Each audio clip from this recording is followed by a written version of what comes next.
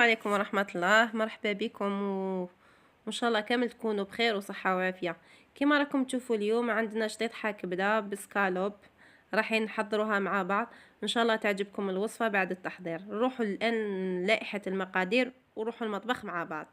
فوالا كما راكم تشوفوا هنا عندنا كبدة تاع الدجاجة، ليزابة تاع الدجاجة غسلناهم ونقيناهم.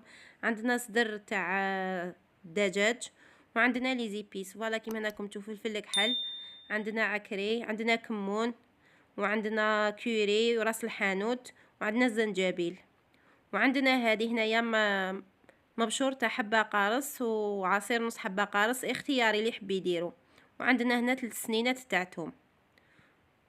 فوالا كيما راكم تشوفوا دوك نبداو بطريقة التحضير. فوالا نبداو نقطعو في الكبدة تاعنا كيما راكم تشوفوا هكايا، نقطعوها كامل. فوالا نقطعوها بالطول كما راكم تشوفوا. نكملوا نقطعوا كامل الكبده تاعنا ونروحوا نزيدوا نقطعوا لي سكالوب. فوالا نكملوا نقطعوا الكبده تاعنا فوالا كما راكم تشوفوا. فوالا نكملوا نقطعوها.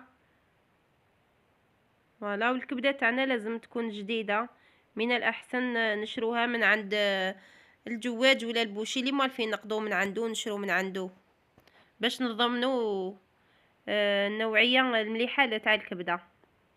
فوالا نزيدو نحو لي سكالوب نقطعوه كما راكم تشوفوا، نحولوا الجهات اللي فيهم شحمه ونبداو نقطعوه فيه كما راكم تشوفوا. نقطعوه بالطول كما قطعنا الكبده.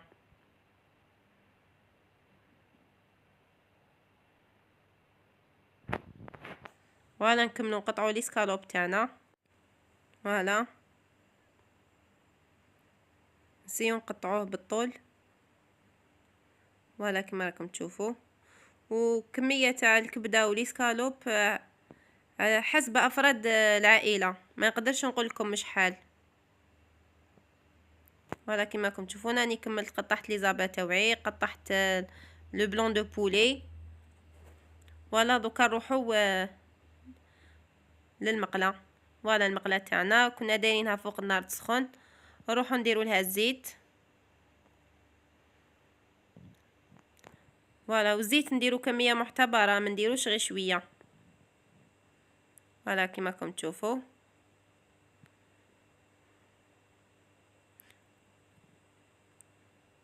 فوالا نخلو الزيت تاعنا يسخن مليح مليح باش كي نديرو هادوك لي زابا كي شغل يتقلاو. فوالا الزيت تاعنا راهي سخنت. فوالا يسخنت مليح. نروحو نفرغو هادوك لي زابا، نفرغوهم، نزيدو لي سكالوب.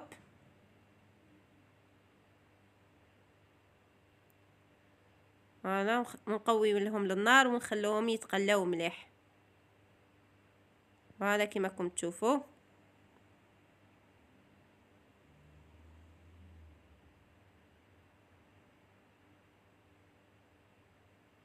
نزيدو هداك الثوم.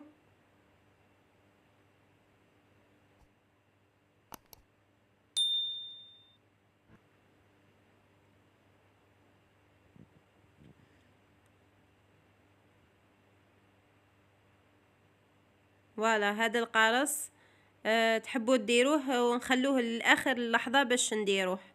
نروحو نديرو لي زيبيس تاوعنا.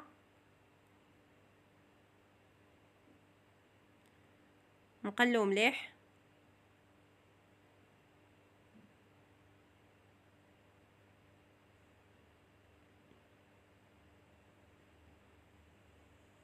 فوالا ندخلو مليح لي زيبيس في هادوك لي زابا.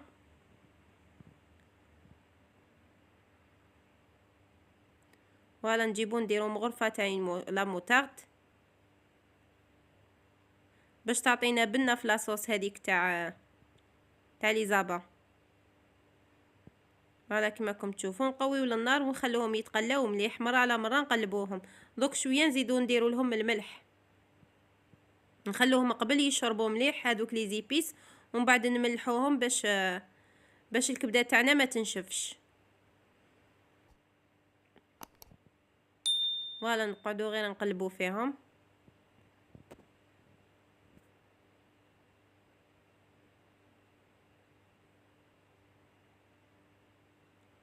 دوكا نروحو نجيبو الملح نديرو الملح. حنا دوكا رانا ما درناش الملح، دوكا اللي نديرو الملح تاعنا.